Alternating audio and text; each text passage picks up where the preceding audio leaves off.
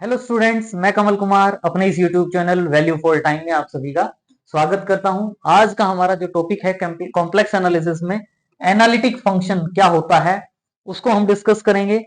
Complex analysis में जो analytic function की बहुत ज्यादा इंपॉर्टेंस है। मैक्सिमम क्वेश्चंस हमारे ऐसे होते हैं जिसमें हम एनालिटिक फंक्शंस जो वर्ड है उसका मीनिंग क्या है उसको यूज करते हैं।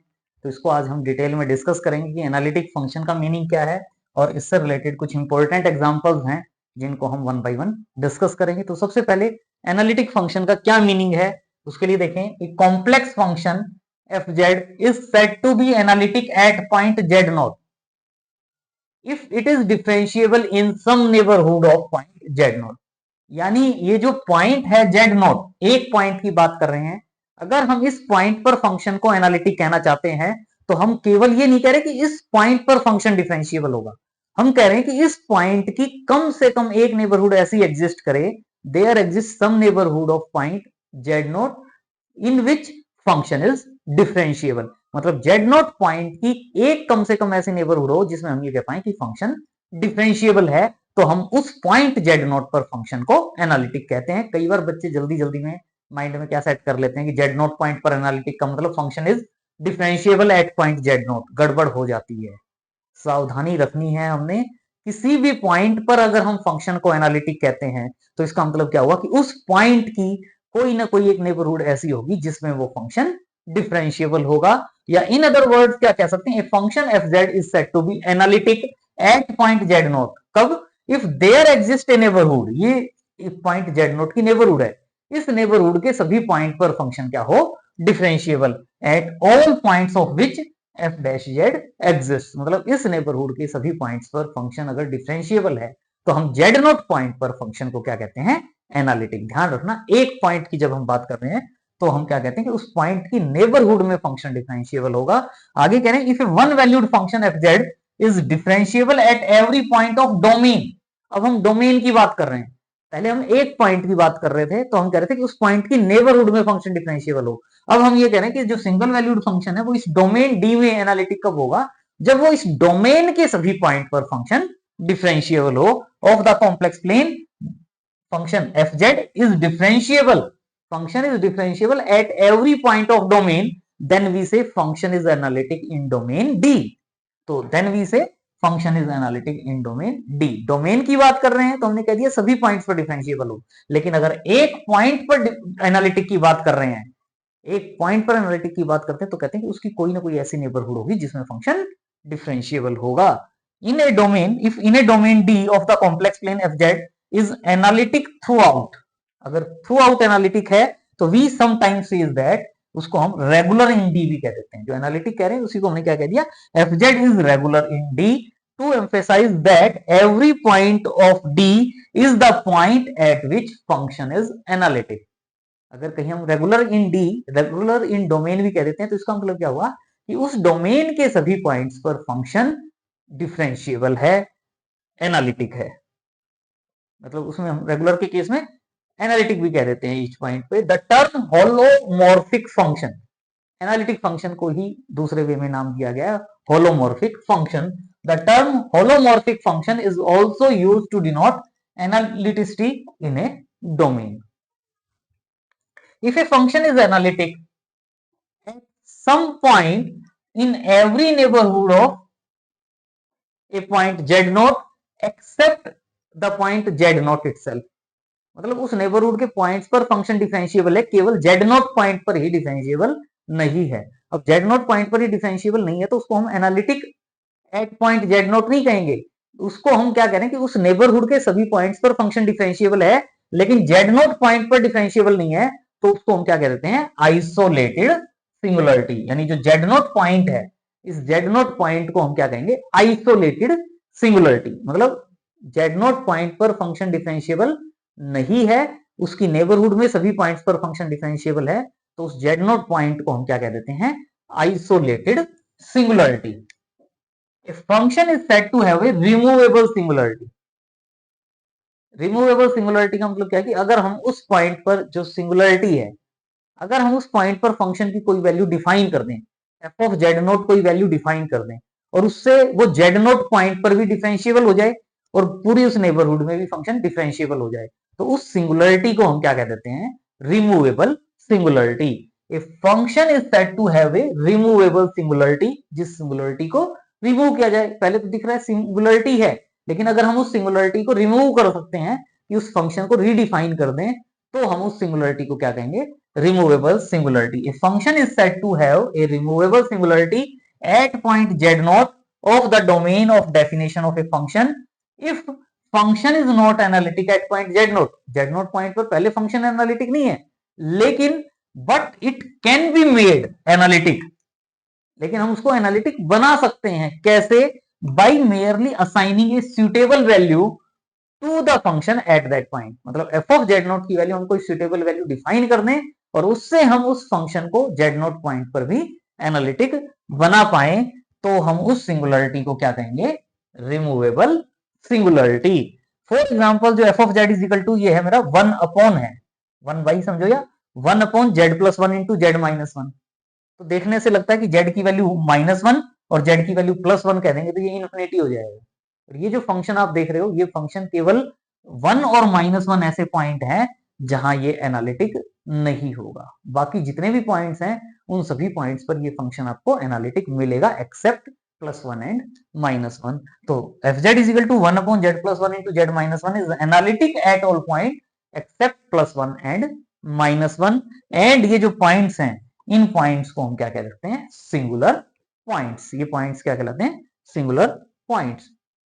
रिमार्क्स में जनरली वही कहते हैं जैसे हम कॉन्टिन्यूटी और डिफरेंशिएबिलिटी में पढ़ते हैं, sum of two function, product of two function, difference of two function, आगे क्वोशिएंट वाली भी बात कर देते हैं, provided denominator is non zero, two function continuous है तो sum continuous, difference continuous, differentiable वाली बात भी इसी वे में आती है। इसी वे में हम एनालिटिक के लिए कह रहे हैं। It is worth nothing noting that the sum and the product of any two, difference भी कह सकते थे, sum and the product of any two and therefore any finite number, two functions का सम हो या थ्री फंक्शंस का या finite number of functions का सम, वो भी एनालिटिक होगा, रेगुलर होगा in domain D if itself regular in D. मतलब दो फंक्शंस रेगुलर हैं, एनालिटिक हैं, तो उनका सम भी रेगुलर होगा, एनालिटिक होगा, डिफरेंस भी एनालिटिक होगा, प्रोडक्ट भी एनालिटिक होगा। ऑल्सो एफ जेड अपॉन जी जेड, वो भी रेगुलर होगा in D for every pair of analytic function. F z और जी जेड इटसेल्फ एनालिटिक है, रेगुलर है इन डोमेन डी, प्रोवाइडेड जो डिनोमिनेटर है ये क्या होना चाहिए, non zero, such that g z, g of z जो फंक्शन है, does not vanish in D. मतलब g of z non zero होगा इन डोमेन डी। तो अगर दो फंक्शन एनालिटिक है तो उनका जो कोशेंट है एफ जेड अपॉन जी जेड, वो भी एनालिटिक होगा। Further, analytic function of an analytic function, composition की जो बात करते हैं, एफ एंड जी दो फंक्शंस एनालिटिक है तो एफ ओ जी जो फंक्शन बनता है वो भी एनालिटिक होगा। Analytic function of an analytic function is analytic. Next जो पॉइंट है वो डोमेन डी की बात करते हैं। अगर डोमेन डी पूरा एंटायर कॉम्प्लेक्स प्लेन ले लें तो उसको हम एंटायर फंक्शन भी कह देते हैं। If F Z is analytic, if F Z is analytic at each point of the entire finite plane, then the fz is said to be entire function. A point where the function fails to be analytic, वो point जहां function fail हो जाता है कि ये analytic नहीं है, उस पॉइंट को हम क्या कहते हैं, सिंगुलरिटी, सिंगुलर पॉइंट और सिंगुलरिटी ऑफ द फंक्शन। इससे रिलेटेड एग्जांपल है, बड़ा अच्छा एग्जांपल है, इजी एग्जांपल है, इंपॉर्टेंट एग्जांपल है। क्या कहा गया है, show that the function F Z is equal to Z conjugate है, ये इज नॉट एनालिटिक एनीवेयर। ये फंक्शन जो है जेड कंजुगेट, ये एनालिटिक नहीं होगा, किसी भी पॉइंट पर एनालिटिक नहीं होगा। तो जेड हम एनी पॉइंट ले लेते हैं, F Z is equal to क्या गिवन है, जेड कंजुगेट। तो हम इसका डेरिवेटिव देखते हैं, अगर एग्जिस्ट करता है तो एफ डैश जेड आएगा, और एग्जिस्ट नहीं करता होगा तो नहीं आएगा। तो एफ डैश जेड की वैल्यू क्या होती है, बाय डेफिनेशन आपको डिफरेंशिएबिलिटी का पता है, limit delta Z tends to zero, F of Z plus delta Z minus F of Z upon delta Z. F of Z plus delta Z की value क्या हो जाएगी, एफ ऑफ जेड की value Z conjugate है, तो F of Z plus delta Z की value क्या हो जाएगी, Z plus delta Z conjugate, minus F of Z की वैल्यू क्या हो जाएगी, Z conjugate upon delta Z. Z को हम क्या कहते हैं, एक्स प्लस आइटा वाई, तो Z plus delta Z find out कर सकते हैं।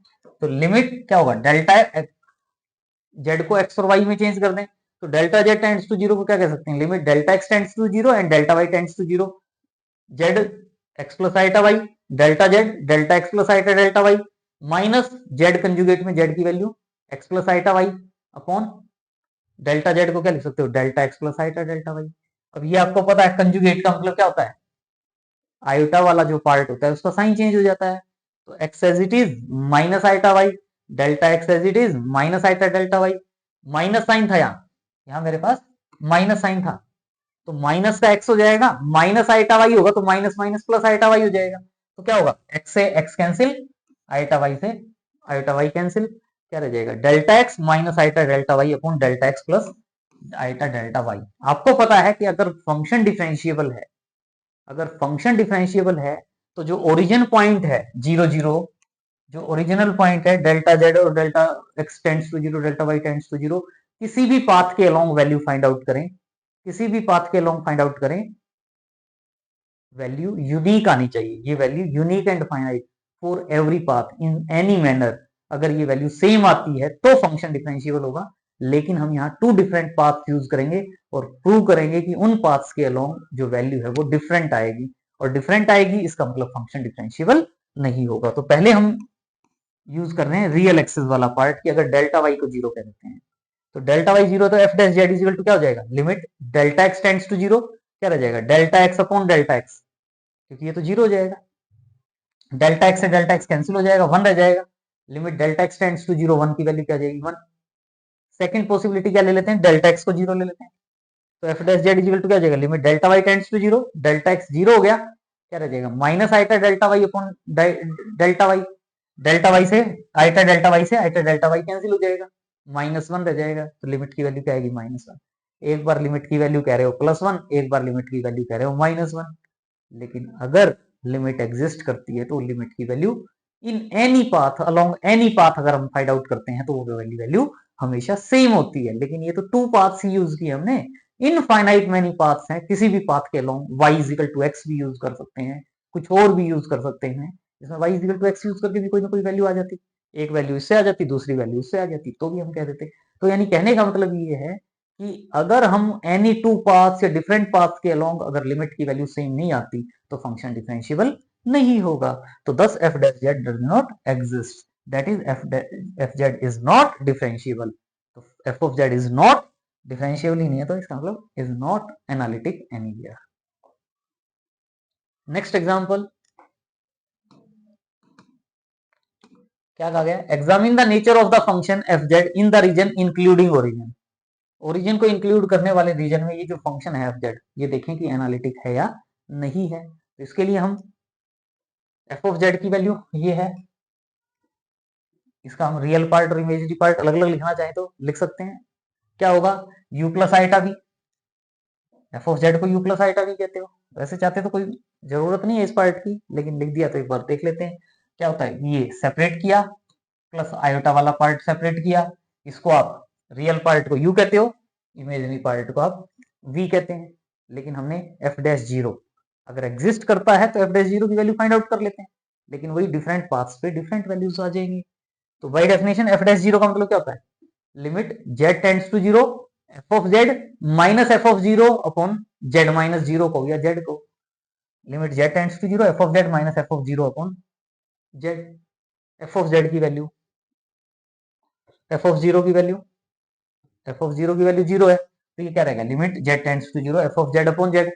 ये आपका एफ ऑफ जेड है, साथ में अगर एक्स में कन्वर्ट कर रहे हैं ना तो एक्स टेंड्स टू जीरो और वाई टेंड्स टू जीरो दोनों कहने चाहिए हमें। ये एफ ऑफ जेड की वैल्यू अपॉन जेड की value x plus iota y, x plus iota Y से x plus iota Y cancel हो जाएगा, क्या रह जाएगा, limit x tends to zero y tends to zero, x square y raise to the power 5 upon x raise to the power 4 plus Y raise to the power 10। तो यहां से हम देख रहे हैं X Y tends to zero zero है, तो किसी भी पाथ के अलोंग हम वैल्यू फाइंड आउट करें, अगर ये लिमिट की वैल्यू सेम आती है तो फंक्शन डिफरेंशिएबल होगा, अदरवाइज फंक्शन डिफरेंशिएबल नहीं होगा। तो इसमें आप देख रहे हो हम जनरली एक पाथ यूज कर रहे हैं y is equal to X. Generally ये जो पार्ट है इसके लिए मैं आपको बताना चाहूंगा कि जैसे x is equal to zero, Y is equal to zero, ये वाला पॉइंट हो जाता है जीरो जीरो। तो जो पाथ है एक तो क्या हो गया y is equal to X, तो मुझे पता है स्ट्रेट लाइन होती है, मतलब ये जो लाइन होती है y is equal to X, मैं इस पाथ के अलोंग, ये जो पाथ है यहां से चले हम यहां आए या यहां से चले यहां आए, तो हम ये पाथ यूज कर रहे हैं y is equal to X, इस पाथ के अलोंग इस लिमिट की वैल्यू फाइंड आउट करेंगे। मतलब यहाँ जो f डैश जीरो में जो ये पार्ट था, ये x टेंड्स टू जीरो और y टेंड्स टू जीरो दोनों था। अब मैं इसमें जहां जहां y है वो वहां x पुट कर देता हूँ, तो ये क्या हो जाएगा x raise to the power 5, X square into X raise to the power 5 X raise to the power 7 हो जाएगा upon x raise to the power 4 plus ये मेरा क्या होगा X raise to the power 10, X raise to the power 4 plus X raise to the power 10 में से मैं X raise to the power 4 को कॉमन ले सकता हूं। कॉमन लेने से ये वाला पार्ट इसको कैंसिल आउट करेगा, क्या रह जाएगा X cube upon 1 plus X raise to the power 6, X की वैल्यू जीरो पुट करोगे तो ये वाली वैल्यू क्या आ जाएगी जीरो। तो एक पाथ हमने यूज किया y is equal to X और उससे मेरे पास ये जो वैल्यू है वो मेरे पास क्या आ गई, जीरो आ गई। दूसरा जो पाथ है वो हम यूज कर रहे हैं limit z tends to zero along the path y raise to the power 5 is equal to X square, y raise to the power 5 is equal to X square. Exact मुझे नहीं drive करना, मतलब कुछ भी हो सकता, मान लो ये पाथ होता, ऐसे हो के पाथ होता या कुछ और पाथ होता, तो मतलब वो इस ओरिजिन पर आ रहा है ये पाथ। मतलब कोई भी पाथ जिसमें मैं y raise to the power 5 को एक्स स्क्वायर यहां इसलिए पुट कर रहा हूं क्योंकि मुझे यहां इसमें नजर आ रहा है ये y raise to the power 10 है, ये मेरे पास x raise to the power 4 है, यहां मेरे पास कुछ पार्ट रह गया था, लेकिन इसमें मैं चाहता हूं कि डिनोमिनेटर में मेरे पास x raise to the power 4 बन जाए। तो हमने यहां क्या किया, y raise to the power 5 को एक्स स्क्वायर पुट करने से ये क्या हुआ X square into X square X raise to the power 4 upon x raise to the power 4 plus X raise to the power 4, X raise to the power 4 plus X raise to the power 4 क्या हो जाएगा 2 X raise to the power 4, X raise to the power 4 से X raise to the power 4 cancel हो जाएगा 1/2, यानी ये value क्या आ जाएगी 1/2, ये वैल्यू है जीरो और ये है 1/2, डिफरेंट वैल्यूज आ गई, डिफरेंट वैल्यूज आ गई तो इसका मतलब एट जीरो फंक्शन डिफरेंशिएबल नहीं होगा। अब कोई जरूरी नहीं है कि जी यही पाथ यूज करें, आपकी मर्जी है, आप चाहो तो, लेकिन वो जो पाथ है वो पाथ ऐसा होना चाहिए, आपकी नॉलेज के लिए बता रहा हूं क्योंकि यहां मेरा पॉइंट 0 0 है, मुझे 0 0 पर आना है। तो ये जो पाथ था इसमें एक्स और वाई की वैल्यू 0 0 पुट करेंगे, यहां आप यानी मैं जो Y raise to the power 5 है इसको मैं एक्स स्क्वायर तो ले सकता हूं, लेकिन एक्स स्क्वायर प्लस 1 या एक्स स्क्वायर प्लस 4 ये नहीं ले सकता, क्योंकि अगर वाई की वैल्यू जीरो होगी तो एक्स की वैल्यू जीरो होने से, तो ये एक्स की वैल्यू जीरो होने से तो वाई की वैल्यू 4 की फॉर्म में आ जाएगी, एक्स और वाई दोनों जीरो नहीं होंगे। हाँ मैं चाहूं तो ये कह सकता हूं कि वाई स्क्वायर को मैं एक्स क्यूब ले लूं, y को मैं x raise to the power 4 use कर लूं, y raise to the power 4 को मैं x raise to the power 7 use कर लूं, मतलब इस टाइप का कोई भी पाथ मैं यूज कर सकता हूं। अगर फंक्शन डिफरेंशिएबल होगा तो आप कोई भी पाथ यूज करो लिमिट की वैल्यू सेम आएगी, लेकिन अगर फंक्शन डिफरेंशिएबल नहीं है तो हमें टू वैल्यूज ही ऐसी शो करनी होती है जहां लिमिट की वैल्यू डिफरेंट आ जाती है। तो टू पे मैंने शो कर दिया, कुछ भी और पुट करके अदर देन दीज वैल्यूज, पहली आ गई दूसरी कोई और वैल्यू आ जाए, जिससे मैं ये नहीं कह रहा कि आएगी ही आएगी, आप इनसे सॉल्व करके, मतलब मेरा कहने का बेसिक आइडिया यहाँ ये बातें बताने का यही है कि हमारे को कॉन्सेप्ट क्लियर होना चाहिए कि अलोंग एनी पाथ जो हम कह रहे हैं कि हमने इस पॉइंट पर, ये जो ओरिजिन है इस पॉइंट पर पहुंचना है, इस पॉइंट पर पहुंचने के लिए कोई भी पाथ आप ऐसे करके यहां आ सकते हो, ऐसे करके यहां आ सकते हो, ऐसे ऐसे करके यहां आ सकते हो, कि हमने यहां पहुंचने का पाथ होना चाहिए कि जब हम लिमिट पुट करें एक्स वाई टेंड्स टू 0 0 तो वो वाला पार्ट यहां पहुंच जाए। वो तो फिर 4 पे पहुंच रहा है या कहीं और पहुंच रहा है, 4 2 कहीं और पहुंच रहा है, लेकिन हमें यहाँ जो पॉइंट है इस पॉइंट पर पहुंचने वाली कोई भी वैल्यू हम यूज कर सकते हैं। z टेंड्स टू 2 होता तो हमने x और y की वैल्यू इस वे में लेनी होती कि वो हमारे पास y की वैल्यू 0 पुट करने से x की वैल्यू 2 आ जाए। तो वो जो पाथ है कि जिस पॉइंट पर पहुंचने की बात कर रहे हैं उसके लिए पाथ, अब ये जितने भी पाथ मैंने बताए हैं इनसे वैल्यू सेम आएगी डिफरेंट आएंगी मैं नहीं कह रहा, लेकिन ये पाथ्स हम यूज कर सकते हैं। तो अब वही आ गया, बस टू पाथ्स हैं, उन पर हमारे पास यूनिक नहीं आई, यूनिक नहीं आई तो इसका मतलब F dash zero does not exist, और डज नॉट एग्जिस्ट तो इसका मतलब function is not analytic at z is equal to zero. अब जीरो पर ही एनालिटिक नहीं है तो जीरो की तो कोई भी नेबर रूल लेंगे जिसमें 0 पॉइंट होगा तो उसमें फंक्शन एनालिटिक नहीं होगा। So f Z is not analytic in the region including zero, zero को इंक्लूड करने वाला कोई भी रीजन होगा तो उसमें फंक्शन एनालिटिक नहीं होगा, यही हमने प्रूव करना था।